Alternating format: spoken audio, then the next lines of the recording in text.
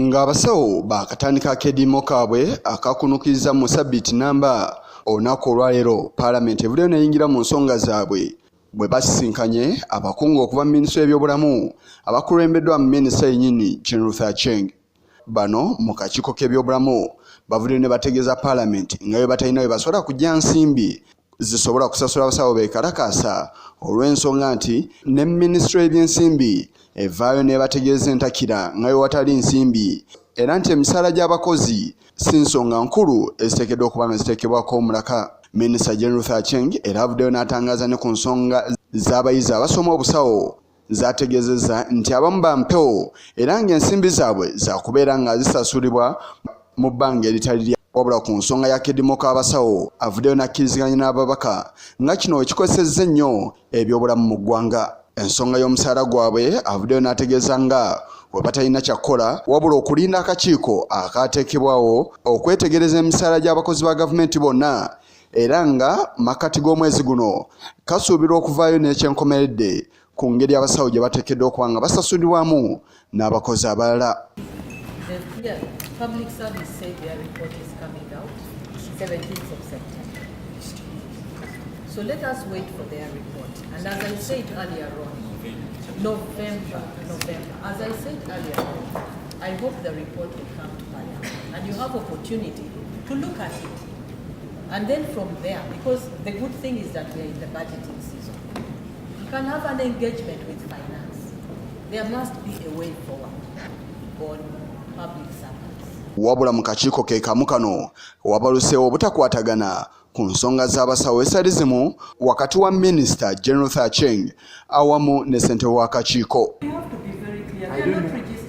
So we should send them away, they don't work for you? Because when they are not working, the service is not chair, we would not have been going through all these processes of getting to know who they are, writing to the universities.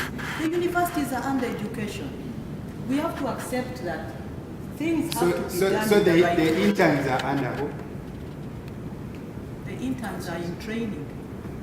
So you can they are see under them. The councils.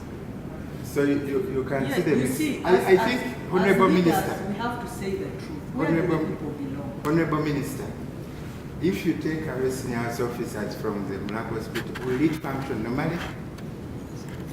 Do you have enough labor to run the institution? If government was able to recruit. Ssentebe w'akakiiko kano avuddeyo n'asaba abasawo okudda ku mirimu nga bwe batema empenda engeri gye basobola okukwasaganyamu ensonga zaabwe.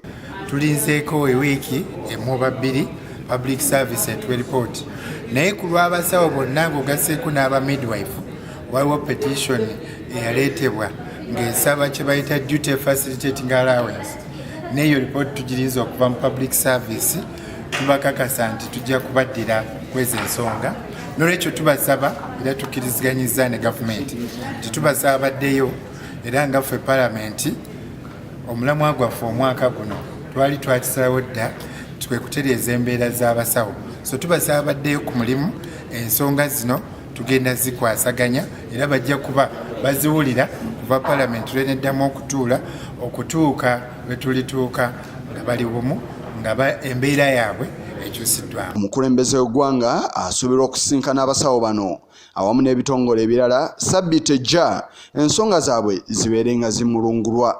What a shame. I thought things would be moving at Mars now that we have the First Lady there. Above all, I think our health sector has not done us a good service.